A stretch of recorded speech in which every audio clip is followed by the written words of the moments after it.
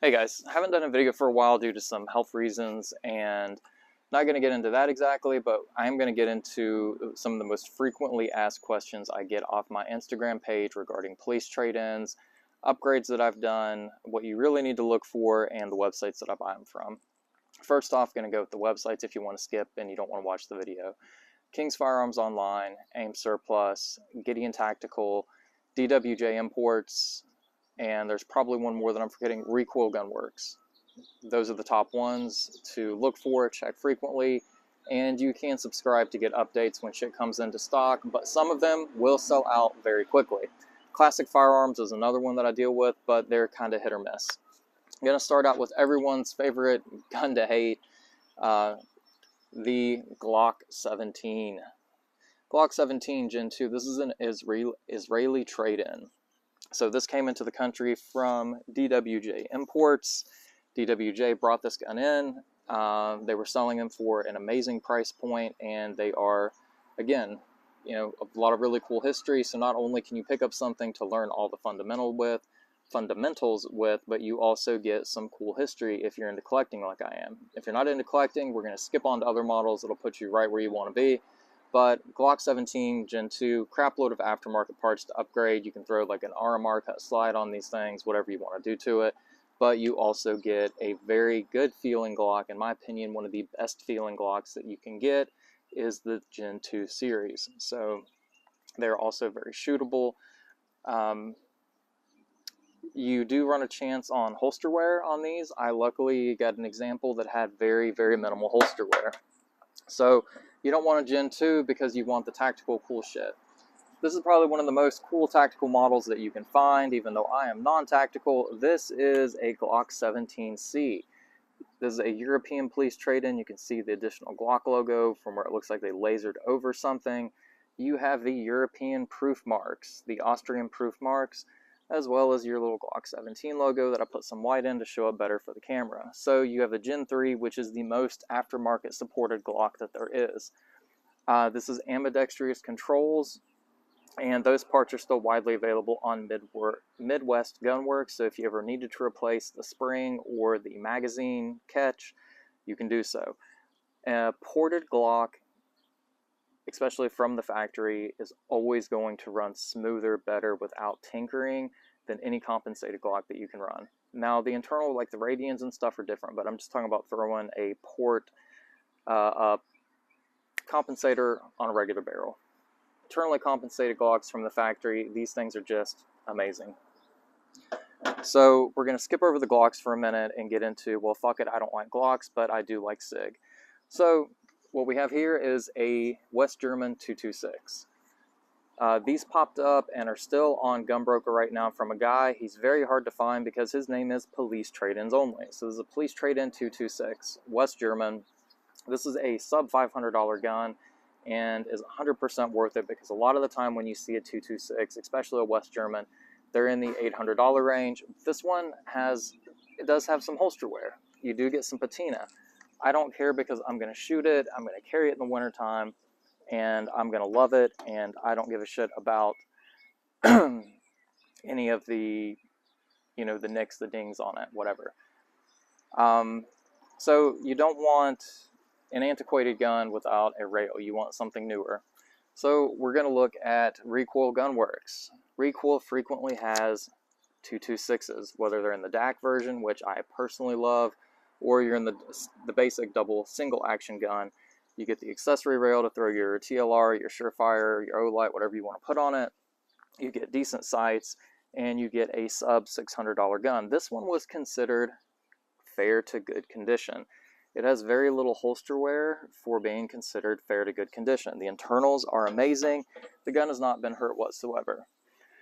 So you're like, man, you're going over all full-size guns. Pretty much every gun that I've mentioned right now is generally offered in like the 229 variant or Glock 19 variants. I just grabbed a few of my favorites to show you some things.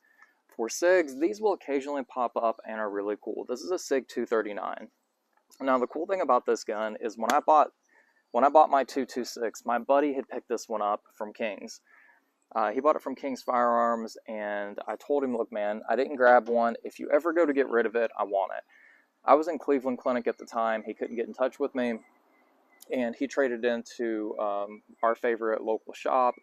And, he did text me. He was like, hey, man, I traded that gun in. Couldn't get a hold of you. If you want it, it's there. And I was like, cool, I'll hit him up.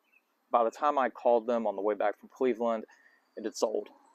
So about 3 or 4 weeks later, I go in, and I knew the guy that had bought it. He traded it in for a lighter carry gun. He felt that it was too heavy, so he traded it in. I go in there, see it, and I'm like, I'll just throw it in layaway for me. I'll bring you something into trade, or I'll just go ahead and buy it, whatever. And they're like, well, we're really not looking for too much on trade. Anyway, fuck it. You don't need to know the story. I got the gun. I'm happy with it. My buddy had bought 2 additional magazines for it. So, very happy with the package on it. And yes, it is heavy compared to today's standards of EDC. But if you buy the right holster, you don't really have to worry about that. The Galco King Tucks are absolutely my favorite, or a similar style to the King Tuck. I mean, I really like the Galco holsters, maybe because I grew up hearing them as a kid. But, the Galcos, this is for a wintertime carry, in my opinion, or even a summer hiking top style carry. But they're very comfortable, they're very durable, they're good leather. I like them. All right, so we're going to skip all over that shit, and we're going to say that you don't want something that you can't put an optic on. So we'll look at this route. This is a $400 Glock 34 SWAT trade-in. This is another one that at the time I had bought the 17 because I already owned a 34, but I wanted a 17 to send off to get milled for an optic. And so my buddy bought this one. And he was like, hey man, what would you do to it? I was like, I would get the slide milled for an optic. I don't like the MOS options because of the slide plate, which is what I ended up doing to the 17 anyway. But anyway, so he contacts, I believe, JagerWorks, sends it off, gets like the basic mill package. And this isn't like anytime recently. He gets the basic mill package on it. Storm Lake ported barrel, and you don't need to go with the ported barrel on the 34. They shoot amazing as it is. The ported barrel on a 34 does make it shoot like butter though, so there's that. But anyway, let's say you just wanted to go with the optic cut. You have $500 in an optic cut gun that has a direct mount with less point of contact to failure, and you have a gun that's going to run amazingly. You can shoot competition with it. You can do whatever you want with it. It can be like a tactical. You could feel cool as shit with this piece. Now, the TLR ones that I bought here, so that package together, if I would have paid for the milling and everything on it, would have been around 600 with the light, $650 for everything in that gun. So this is the one that I picked up at the time instead. 17 Gen 5. Didn't have one, and just kind of Cheaper Than Dirt had these at a crazy ass deal. They were like $350. They did a sale around Labor Day, and they dropped them down to like $289. So a $300 Gen 5 Glock with the box, 2 magazines, sent it over to my buddy Don Fraley. He milled it for an RMR.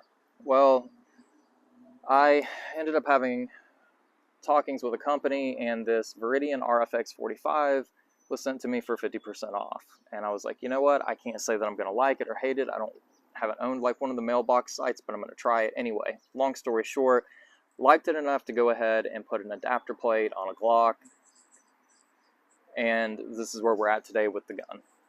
And with enough Loctite, that adapter plate is not going anywhere now. It did initially, it's not now, and I really enjoy shooting that gun. The Viridians have a green dot, but I guess they have red dot models too, but I think green is kind of like their signature. My favorite optic, though, hands down, I own Trijicon, SROs, RMRs, you name it. I love the Holosun 507 series. They have a large enough window, you have multiple reticle options, you have the solar and the battery power. I didn't pull one out for this particular little show and tell because I didn't. So we're at 9 minutes. I'm going to try to keep this below 11. So, holster options real quick. Eagle Industries, VentureSurplus.com. This will fit any gun that doesn't have an optic, so we're going to skip over that. So you go ahead and snug that down in there, and you have one holster to rule them all. It will fit Literally any gun without an optic on it and a light.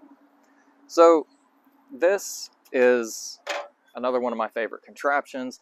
This is a police trade-in 17 Gen 3 from AIM Surplus, and you have I'm taking off the magazine holder to show you a better angle of it.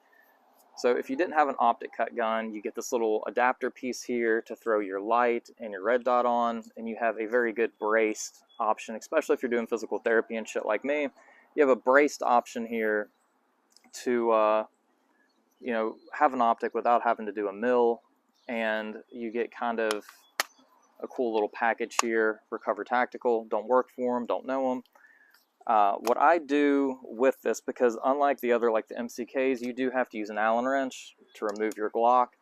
So I can't do this on camera, but you break loose the Allen key, or use the Allen key, break loose the screw, then you just throw your Allen key back here, because you're not going to be undoing the brace in this configuration anyway.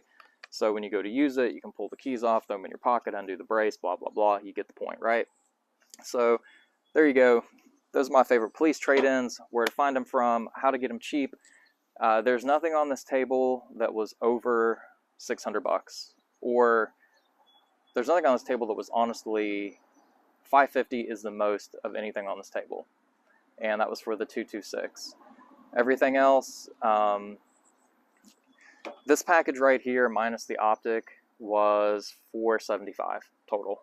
Glock 17 Gen 3 police trade-in, $50 TLR, everything on this minus the optic, cheap AF. Thank you for watching. If you have any questions, throw them in the comment section. Hopefully I'll do some more videos coming in the future. Appreciate you guys, and if you want to know about other police trade-ins, I can do a whole thing on rifles and shotguns next. This was just a lot easier to pack out to my little sanctuary here. It was raining earlier, so I have my lovely soaking wet beach towel. It's not completely soaked yet, so I'm going to wipe down some guns. Thank you again